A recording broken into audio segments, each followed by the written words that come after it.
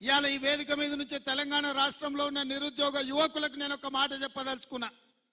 10 ఏళ్ళు ఆనాడు తెలంగాణ ఉద్యమంలో తెలంగాణ రాష్ట్రం కోసం కొట్లాడి 10 ఏళ్ళు తెలంగాణ రాష్ట్రం వచ్చినాక మీ ఉద్యోగాల కోసం ఉపాధి కోసం కొట్లాడిను. ఆ 20 ఏళ్లలో ఏ నియామకాలు జరగలేదు. కానీ కాంగ్రెస్ అధికారంలోకి వచ్చిన వెంటనే 90 రోజుల్లో 30,000 ఉద్యోగ ఖాళీలు భర్తీ చేసి నిరుద్యోగ యువకులకు ఉద్యోగాలు ఇచ్చింది కాంగ్రెస్ పార్టీ కాదా?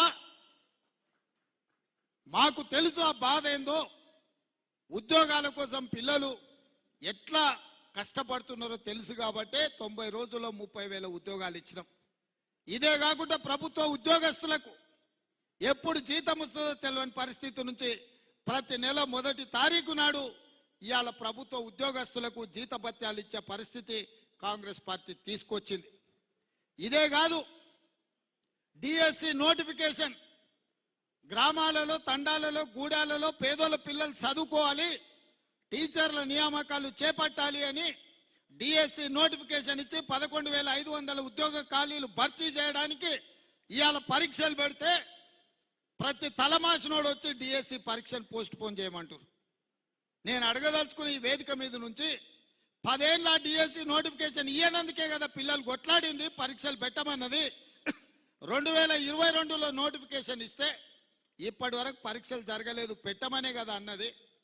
మనం క్యాలెండర్ డేట్ ప్రకారం ఇవాళ డిఎస్సి నోటిఫికేషన్ ఇచ్చి పరీక్షలు పెడుతుంటే కొంతమంది టిఆర్ఎస్ సన్నాసులు పరీక్షలు రాయనోళ్లను, చదువు రానోళ్లను ఇవాళ ప్రభుత్వం పరీక్షలు వేయాలంటారు. గ్రూప్ 1 పరీక్షలు వాయిదాలు వేయాలంటారు.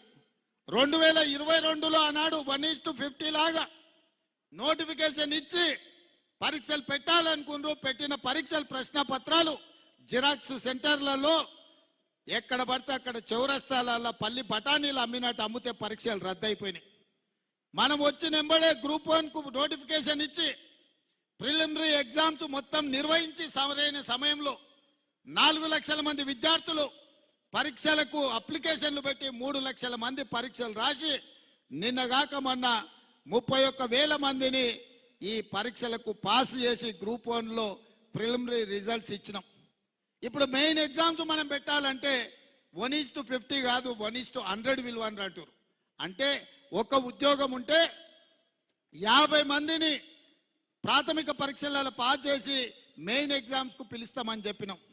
సగం దూరం వచ్చినాక ఇప్పుడు 50 కాదు 100 మంది పిలువ అంటున్నాం. ఏందయ్యా ఈ దొంగన కొడుకుల ఆలోచన అంటే 1:100 పిలువంగానే కోర్టు స్టే ఇస్తుంది, పరీక్షలు రద్దు చేస్తుంది. నువ్వు నోటిఫికేషన్లా 1:50 ఇచ్చి పరీక్షలు అయిపోయినాక 1:100 ఎట్లా పిలుస్తావు? ఒక ఉద్యోగానికి 50 బదులు ఒక ఉద్యోగానికి 100 మందిని ఎట్లా పిలుస్తావు? అది తప్పు అని కోర్టు పరీక్షల్ని రద్దు చేస్తుంది. మళ్ళీ మొదటి నుంచి మొదలు పెడితే మళ్ళీ ఏడాది పోతుంది. 2011లో నోటిఫికేషన్ గ్రూప్ 1 ఇస్తే ఇప్పటి వరకు 13 ఏళ్ళ ఇంతవరకు పరీక్షలు జరగలే, నియామకాలు చేయలే. వయసులో ఉన్న పిల్లగాడు మధ్య వయసుకు వచ్చాడు, పెళ్ళైనోనికి పిల్లలైన వాళ్ళ పిల్లలు బడికి పోతున్నారు, పరీక్షలు మాత్రం పూర్తి కాలే. నేను ఏదైనా చేసి డిసెంబర్ లోపల పరీక్షలు చేసి దాదాపుగా 1000 మంది గ్రూప్ 1 ఆఫీసర్లను తెలంగాణ రాష్ట్ర నిర్మాణంలో ఫలితాలు ఇచ్చి వాళ్ళను అధికారులను చేయాలని నేను చూస్తుంటే ఈ దొంగలంతా గూడు పుటాని చేసి ఆ పరీక్షలు పోస్ట్ పోన్ చేయమంటారు. ఇట్లనే గ్రూప్ 2 కూడా, అట్లనే గ్రూప్ 3 కూడా దానికి ఒక 5 లక్షల మంది, దీనికి ఒక 5 లక్షల మంది పరీక్షలకు ఈరోజు హాజరుగానికి అప్లికేషన్లు పెట్టుకోరు. ఈ పరీక్షలు పోస్ట్ పోన్ చేస్తే కోచింగ్ సెంటర్లు బతుకుతాయి. ఒక్క నెల ఏదైనా పరీక్షలు గ్రూప్ 1 గ్రూప్ 2 పోస్ట్ పోన్ చేస్తే ఒక్కొక్క కోచింగ్ సెంటర్కు 100 కోట్ల రూపాయల ఫీజులు వస్తాయి. ఇవాళ కోచింగ్ సెంటర్ల మాఫియా కొంతమంది కిరాయి మనుషులను పెట్టి ఆ కిరాయి మనుషులతో రోడ్ల మీద ధర్నాలు చేసి పరీక్షలు పోస్ట్ పోన్ చేయమని అడుగుతున్నారు. ఇవాళ మాకు ప్రభుత్వానికి పోయేదేముంది? ఒకవేళ పరీక్షలు పోస్ట్ పోన్ చేస్తే విద్యార్థులకు నష్టం. కోచింగ్ సెంటర్లు 100 కోట్ల రూపాయలు కొల్లగొట్టడానికి కోచింగ్ సెంటర్లో ఇవాళ పరీక్షల్ని వాయిదా ఏమని అడుగుతారు. గ్రామాన మీరు చెప్పండి, 10 ఏళ్ళు పరీక్షలు పెట్టలే, ప్రభుత్వ ఉద్యోగాలు ఇవ్వలే. కాంగ్రెస్ వచ్చిన ఎంబడే 30,000 ఉద్యోగాలు ఇచ్చింది, డిఎస్సి నోటిఫికేషన్ ఇచ్చింది, గ్రూప్ 1 నోటిఫికేషన్ ఇచ్చింది, గ్రూప్ 2 నోటిఫికేషన్ ఇచ్చింది, గ్రూప్ 3 నోటిఫికేషన్ ఇచ్చింది. రాబోయే డిసెంబర్ 9 తారీఖు లోపల ఈ పరీక్షల ఫలితాలన్నీ ఇచ్చి వేలాది మంది నిరుద్యోగ యువకులకు ఉద్యోగ అవకాశాలు ఇవ్వాలని మా ప్రభుత్వం ప్రయత్నం చేస్తుంటే పరీక్షలు వాయిదా ఏమంటారు? అన్ని పరీక్షలు 2022లో నోటిఫికేషన్ ఇచ్చినవే. ఆ సన్నాసి పరీక్షలు పెట్టలేదు.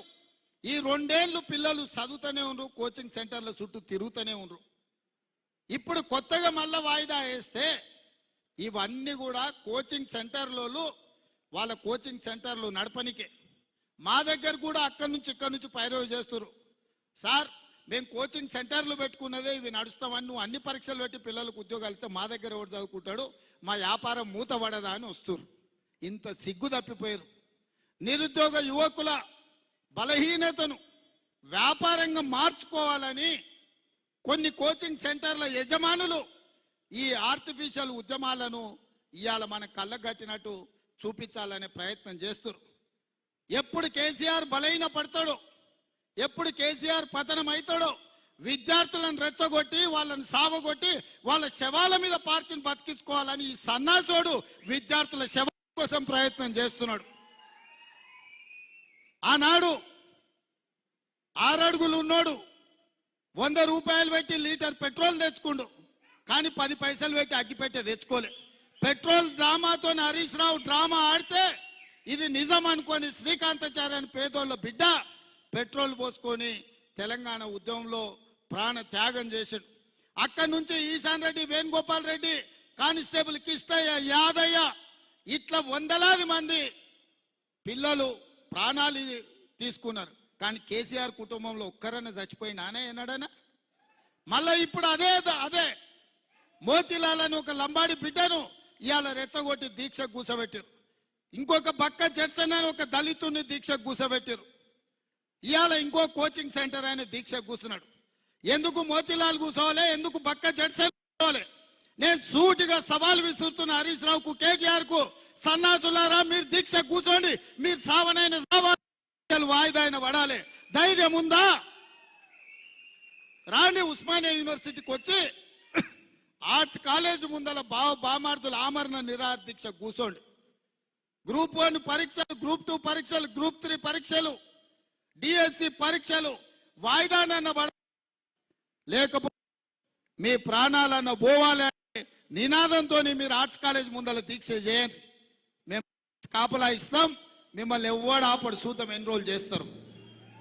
మీరిద్దరు నిజంగానే పరీక్షలు వాయిదా వేయాలంటే మీ వాటిలో బలం ఉంటే ఈ తెలంగాణ కోసం సావు నోట్ల తలకాయ పెట్టినని సన్నాసి కేసీఆర్ చెప్పేది నిజమే అయితే ఇక ఆయన కంటే వయసు మీద పడ్డది లేవలేనోడు అసలే కాలు ఇరిగింది, ఆయనను వదిలేయండి. కానీ మీరిద్దరు బావబామర్దులు బిల్లా రంగాలు రాండి ఆర్ట్స్ కాలేజ్ ముందల. మా ఎన్ఎస్యుఐ యూత్ కాంగ్రెస్ కార్యకర్తలు కంచేసి కాపాడతారు మిమ్మల్ని. పరీక్షలు వాయిదా పడే వరకు మీరు నిరాహార దీక్ష చేయండి ఆర్ట్స్ కాలేజ్ ముందల. అది మాత్రం చెయ్యరు. పొద్దుటిపూట తింటారు, రాత్రిపూట తాగుతారు, మీరు మాత్రం సంతోషంగా ఉండాలా? పేదోళ్ళ పిల్లలు దీక్షలతోటి, ఆమరణ నిరాహార దీక్షలతోటి పేదోళ్ళ పిల్లల ప్రాణాలు బలి ఇవ్వడానికి అలా బావబామర్దులు ఇద్దరు కలిసి కుట్ర చేస్తారు. ఇవాళ అందుకే విద్యార్థులకి వేదిక మీద నుంచి నేను విజ్ఞప్తి చేస్తున్నా, వాళ్ళ పార్టీ బలహీన పడ్డప్పుడు, రాజకీయంగా వాళ్ళు సచ్చినప్పుడు విద్యార్థులను చంపి ఆ శవాల మీద పార్టీని నిర్మించుకోవాలని కుట్ర చేస్తున్నారు.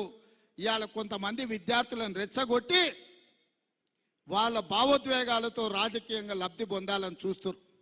అందుకే ఇక్కడున్న మా సోదరులకు గ్రామాన్ని చెప్పండి, వాళ్ళ తల్లిదండ్రులకు చెప్పండి, మీ కోచింగ్ సెంటర్లలో 1000 కోట్ల 100,000 రూపాయలు ఫీజులు కట్టాల్సిన పని లేకుండా ఎంబడెంబడే పరీక్షలు పెట్టి ఫలితాలు ఇచ్చి మీ పిల్లలకు ఉద్యోగాలు ఇస్తాము.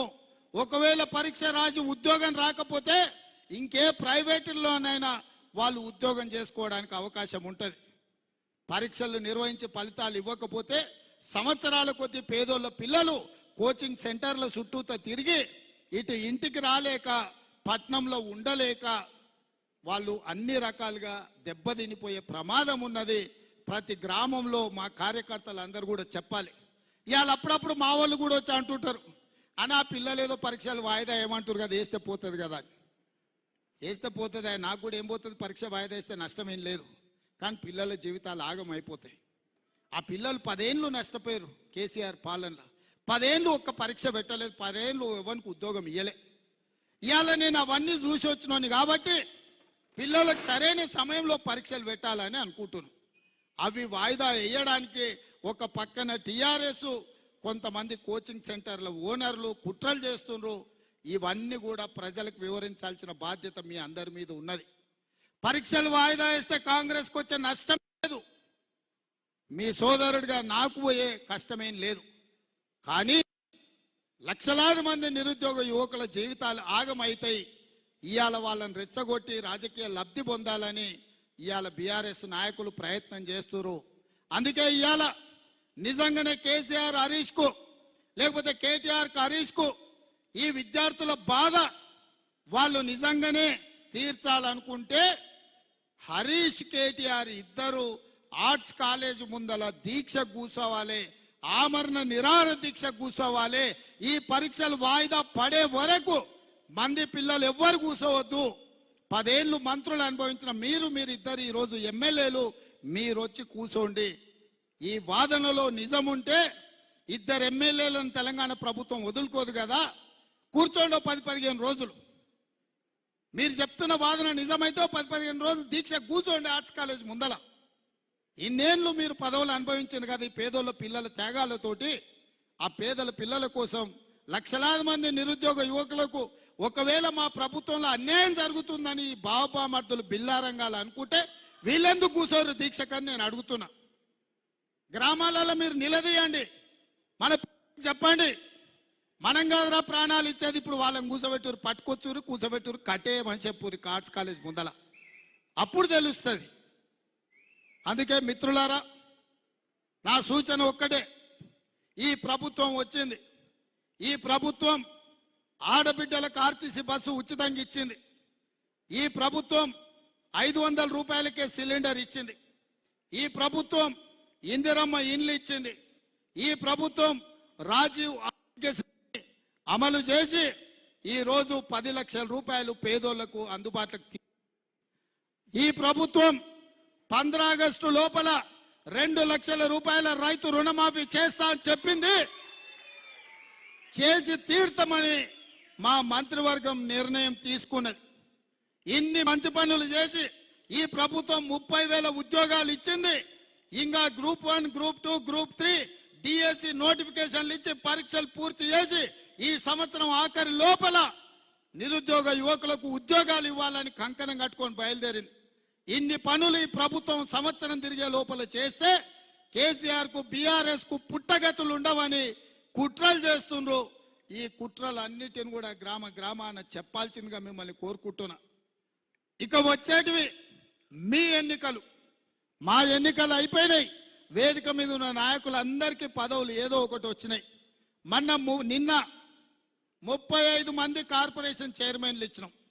మీరు ఒక్కసారి పేర్లు చదువుని, ఒక్క పైరవికారు లేడు, ఒక్కడు ఎవడో ఎక్కడి నుంచో వచ్చిండని లేదు. ఎస్సీ, ఎస్టీ, బీసీ, మైనారిటీ సెల్లుల చైర్మన్లకు ఇచ్చినాం, జిల్లా పార్టీ అధ్యక్షులకు ఇచ్చినాం. మొన్న ఎమ్మెల్యే టికెట్లు ఏదైనా అనుకోని పరిస్థితుల్లో రాకపోతే వాళ్ళందరికీ ఇచ్చినాం. ఇవాళ చైర్మన్లు 2 సంవత్సరాల కోసం వేసినాం. ఇవాళ పేపర్లల్లో ఇవాళ పేపర్లలో పేర్లు రాశారు. ప్రతి కాంగ్రెస్ పార్టీ కోసం కష్టపడ్డోళ్ళకే ఇచ్చినాం, ఒక్క పైరవికారుని కూడా ఇయ్యలేదు. మొట్టమొదటిసారి కాంగ్రెస్ పార్టీ చరిత్రలో ఈనాడు రాహుల్ గాంధీ, సోనియా గాంధీ గారు, మల్లికార్జున్ ఖర్గే గారి నేతృత్వంలో నిజమైన కాంగ్రెస్ పార్టీ కార్యకర్తలకు న్యాయం జరిగింది.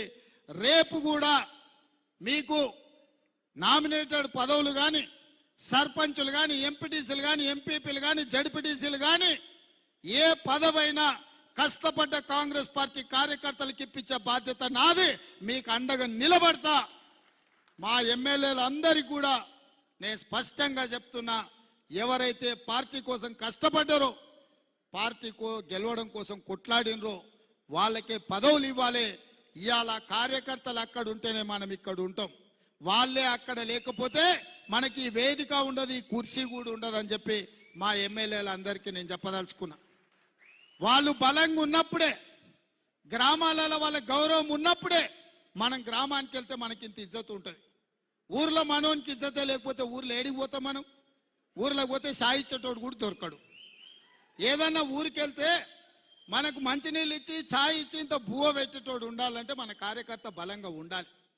సంక్షేమ పథకాలు కూడా, మనం ఇచ్చే పథకాలు కూడా మన కార్యకర్తలను అడగండి, మన కోసం కష్టపడ్డోళ్ళు ఎవరున్నారో వాళ్లకు ఇవ్వండి అని చెప్పి నేను ఎమ్మెల్యేలందరికీ సూచన చేస్తున్నా. ఎందుకంటే పార్టీ బలపడ్డప్పుడే, పార్టీ బలంగా ఉన్నప్పుడే మన ప్రభుత్వం బలంగా ఉంటుంది. సోనియా గాంధీ గారు, రాహుల్ గాంధీ గారు నాకు అదే మాట చెప్పిండ్రు. కార్యకర్తల్ని కాపాడే బాధ్యత నీది. 3 ఏళ్ళు నీ ఎంబడి నిలబడ్డరు, నీ వెనకాల నిలబడ్డరు, కట్టె పట్టుకొని నిటారుగా నిలబడి కొట్లాడినరు, వాళ్ళని కాపాడే బాధ్యత నీది అని చెప్పి సోనియా గాంధీ, రాహుల్ గాంధీ గారు చెప్పినరు. మీ అందరితోనే ఆ విషయాన్ని పంచుకుందామనే ఇవాళ నేను ఇక్కడికి వచ్చిన. రుణమాఫీ జరిగిన ఎంబడే స్థానిక సంస్థల ఎన్నికలకు పోదాం. ఇవాళ మనం అందరం కష్టపడ్డ కార్యకర్తల్ని కాపాడుకుందామని తెలియజేస్తూ మీ అందరి దగ్గర సెలవు తీసుకుంటున్న మిత్రులారా, జై కాంగ్రెస్. 10 సంవత్సరాలు ఒక నిర్లక్ష్యానికి, అభివృద్ధికి దూరంగా ఉన్న మన ఉమ్మడి పాలమూరు జిల్లా సమస్యల పరిష్కారం కోసం ఈరోజు సమీక్ష కార్యక్రమాన్ని తీసుకోవడం జరిగింది. మీకు అందరికీ తెలుసు, నేను కొత్తగా చెప్పాల్సిన అవసరం లేదు. మనమందరం కొట్లాడి, మీరందరూ కష్టపడి, మీ భుజాలు కాయలు కాసేలా కాంగ్రెస్ పార్టీ జెండాను మోసి 2023 డిసెంబర్లో జరిగిన శాసనసభ ఎన్నికల్లో కాంగ్రెస్ పార్టీని గెలిపించి 64 మంది ఎమ్మెల్యేలను ఎన్నుకోవడంతో ఈరోజు కాంగ్రెస్ పార్టీకి వచ్చి ఇవాళ ఈ వెనుకబడిన మారుమూల ప్రాంతమైన పాలమూరు జిల్లా నుంచి మీ అన్నగా, మీ సోదరుడుగా, తెలంగాణ రాష్ట్ర 2వ ముఖ్యమంత్రిగా ఈరోజు బాధ్యత వహించి మీ ముందు నిలబడ్డ మిత్రులారా, ఇది ఎవరికి రాని ఒక గొప్ప అవకాశం నాకు ఉంది. ఈ జిల్లాలో చాలా మంది నాయకులు, మహామహులు ఒకనాడు మన జిల్లా నుంచి ప్రాతినిధ్యం వహించారు. మొట్టమొదటి హైదరాబాద్ రాష్ట్రానికి బూర్గుల రామకృష్ణారావు గారు ముఖ్యమంత్రి, తర్వాత పెద్దలు జైపాల్ రెడ్డి గారు కావచ్చు, మల్లికార్జున్ గారు కావచ్చు, మల్లు అనంతరాములు గారు కావచ్చు, ఇలా చెప్పుకుంటూ వెళ్తే చాలా మంది నాయకులు ఈ జిల్లా నుంచి ప్రాతినిధ్యం వహించినా ఈ జిల్లాకు ముఖ్యమంత్రి అవకాశం రాలేదు.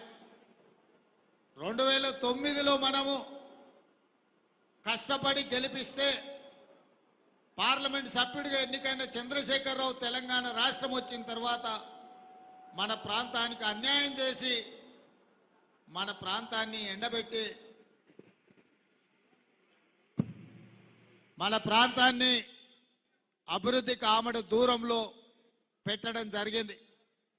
అందుకే ఈరోజు ఈ జిల్లాలో అభివృద్ధి జరగాలి, పంటలు పండాలి, మన పిల్లలు చదువుకోవాలి, మన పేదలకు వైద్యం అందాలి, ఈ ప్రాంతంలో పరిశ్రమలు రావాలి అన్న ఆలోచనతోటి ఇవాళ ఈ సమీక్షా సమావేశాన్ని తీసుకొని దాదాపుగా 6 గంటలు అధికారులతో చర్చించి మన శాసనసభ్యులు, మన పార్లమెంట్ సభ్యులు, మన ప్రాంతానికి సంబంధించిన ప్రజాప్రతినిధులు తీసుకొచ్చిన ప్రతిపాదనలను అధికారులకు ఆదేశాలు ఇచ్చి భీమా కావచ్చు, నెట్టంపాడు కావచ్చు, కోయిల్ సాగర్ కావచ్చు, ఆర్డిఎస్ కావచ్చు, తుమ్మిళ్ళ కావచ్చు, పాలమూరు రంగారెడ్డి ఎత్తిపోతల ప్రాజెక్టు కావచ్చు, నారాయణపేట కొడంగల్ లిఫ్ట్ ఇరిగేషన్ కావచ్చు, ఈ ప్రాజెక్టులను అన్నిటిని కూడా తొందరలోనే పూర్తి చేయాలి. అవసరమైన నిధులు ఎక్కడ ఆగకుండా ఇవ్వడం జరుగుతుంది. ఈ ప్రాంతం అభివృద్ధికి మనం పూర్తిగా పునాదులు వేసుకోవాలని చెప్పి నేను అధికారులకు ఆదేశాలు ఇచ్చిన. మా కార్యకర్తల సోదరులు ఈరోజు కొంత సార్ వస్తున్నాడు, ఎమ్మెల్యేలను కలుస్తున్నాడు, అధికారులతో మాట్లాడుతున్నాడు, మరి గెలిపించిన మాతోని మాట్లాడతలేడు, మమ్మల్ని కలుస్తలేడు అని మా కార్యకర్తలు అందరూ అనుకుంటున్నారని నేను నాయకులకు నాయకుణ్ణి కాదు, నేను అధికారులకు నాయకుణ్ణి కాదు, నేను కార్యకర్తలలో ఒక కార్యకర్తను, మీ తోడుగా ఉండి మీలో ఒక్కడిగా ఉండడమే నాకు సంతోషం. అందుకే జిల్లా పార్టీ నాయకులకు నేను చెప్పిన సమీక్ష సమావేశం తర్వాత జిల్లాలో ఉండే ముఖ్యమైన కాంగ్రెస్ శ్రేణులను ఒక దగ్గర కూర్చోబెట్టండి, వాళ్ళతో ఒక 10 నిమిషాలు మాట్లాడి వీలైనంత మేరకు వాళ్ళని కలిస్తే నాకు సంతోషం వస్తుంది, నాకు బలం వస్తుంది. కార్యకర్తలు అండగా నిలబడితే కేసీఆర్ను ఓడించడమే కాదు, మోడీని ఢీకొంటామని చెప్పొచ్చు అని ఇవాళ ఈ సమావేశాన్ని ఏర్పాటు చేయడం జరిగింది. నాకు తెలిసి చాలా మందికి సమాచారం ఉందో లేదో, ఎందుకంటే కార్యాచరణ ఏ విధంగా ఉందో కొంత ఏవైనా సమాచార లోపం ఉండి ఉండొచ్చు. మళ్ళీ తొందరలోనే జిల్లాకు వచ్చి ప్రతి కార్యకర్తను కలుసుకొని ఈ గెలుపు మీది, ఈ అధికారం మీది, ప్రభుత్వం మీది, ఈ ప్రభుత్వంలో మీ సూచనలు మీ సలహాలు ఈ ప్రభుత్వం పాటిస్తుందని చెప్పడానికే ఈ సమావేశాన్ని ఏర్పాటు చేసి, మొన్నటి వరకు జరిగిన ఎన్నికలు, శాసనసభ ఎన్నికలు మావి, పార్లమెంటు ఎన్నికలు డాక్టర్ మల్లు రవి గారివి, వంశీ చంద్రెడ్డి గారివి, నాయకుల ఎన్నికలు అయిపోయినాయి. నాయకుల కోసం మీరు కష్టపడే సమయము అయిపోయింది. ఇప్పుడు ఈ వేదిక మీద ఉన్న నాయకులందరూ మీకోసం కష్టపడి మిమ్మల్ని సర్పంచులుగా, ఎంపీటీసీలుగా,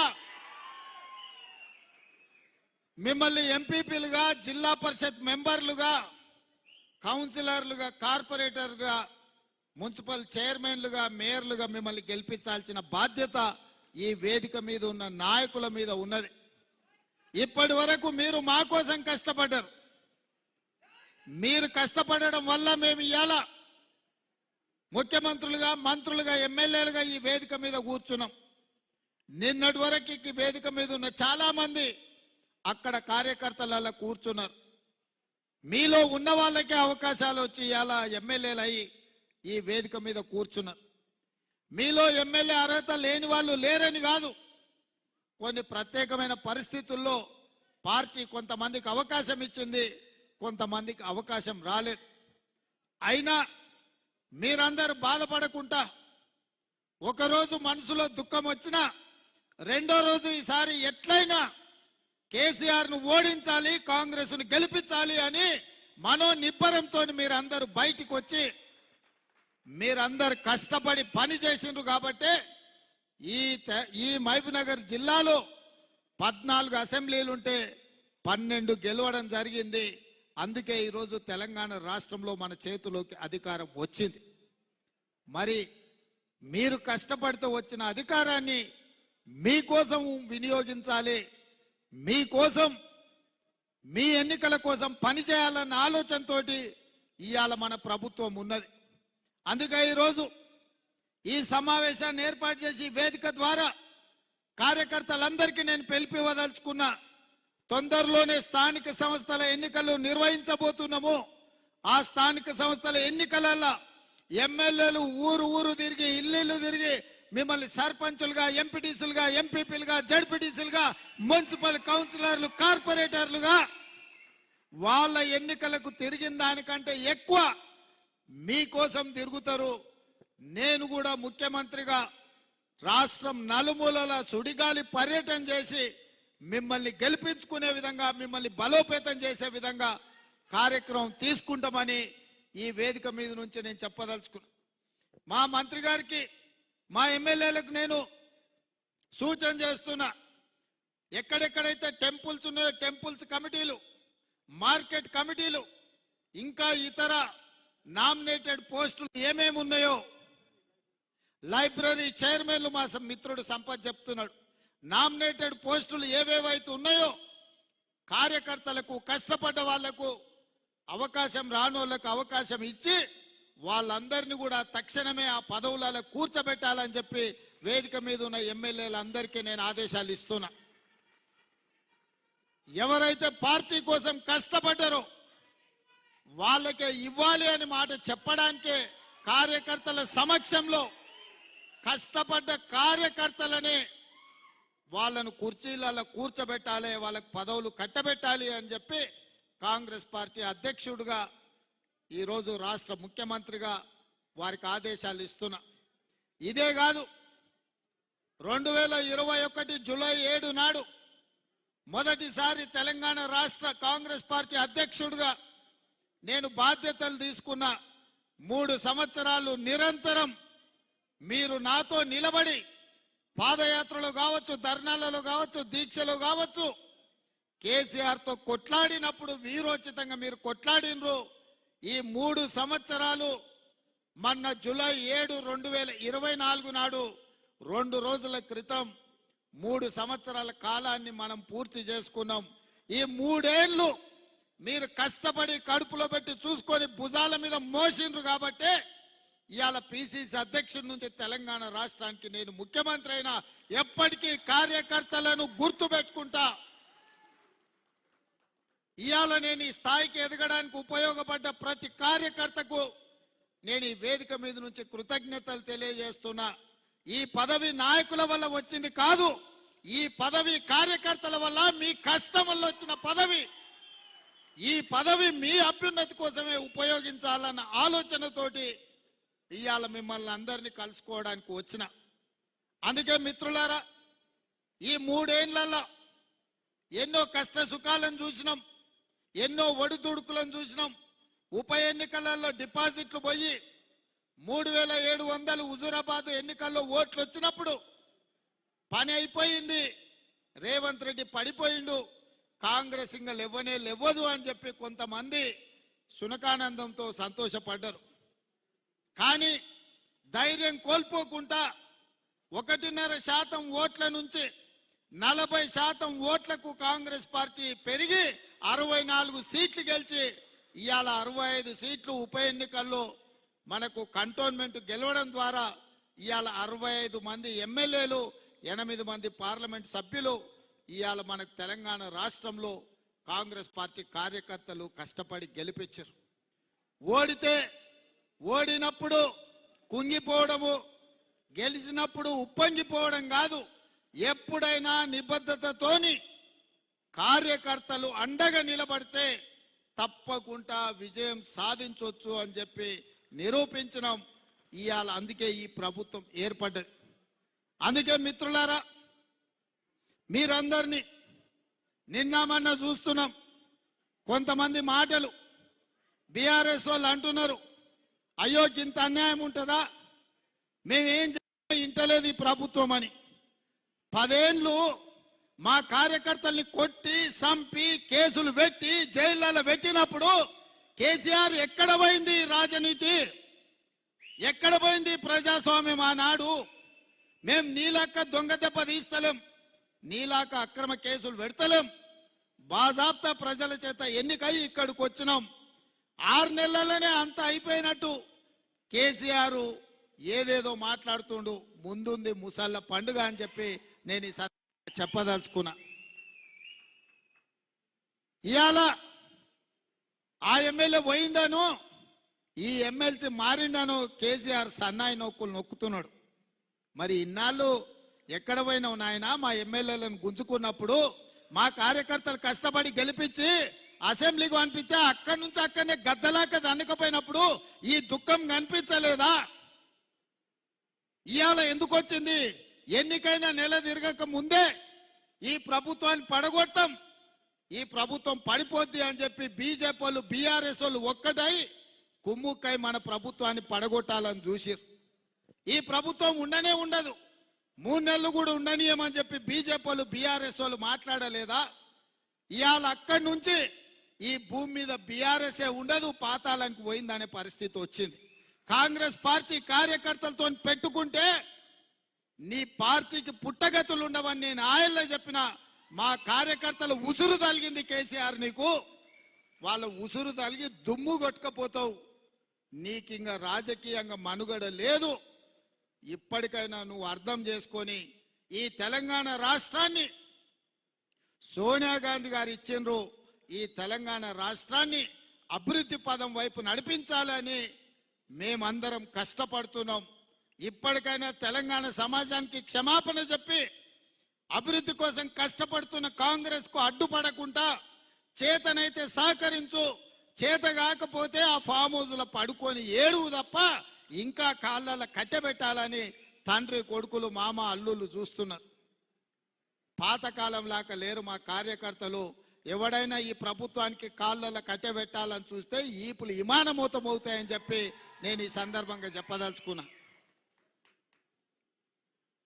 తన దాకా వస్తే గాని తెలియదు అన్నట్టుగా ఇవాళ కేసీఆర్ దాకా వస్తే గాని కేసీఆర్కు తెలుస్తలేదు. ఇవాళ ఢిల్లీకి పోయి 4 రోజుల నుంచి హరీష్ రావు కేటీఆర్ మోడీ చుట్టూతా పిల్లి తిరిగినట్టు తిరుగుతున్నారు. ఏదో ఒకటి చెయ్యి మమ్మల్ని ఎట్లన్నా కాపాడు అని. కాంగ్రెస్ పార్టీ కార్యకర్తల్ని సతాయించినోడు ఎవడైనా లెక్క చెప్పాల్సిందే. ఇవాళ వంతు కేసీఆర్కు వచ్చింది అని చెప్పి నేను సందర్భంగా తెలియజేస్తున్నా. అందుకే మిత్రులు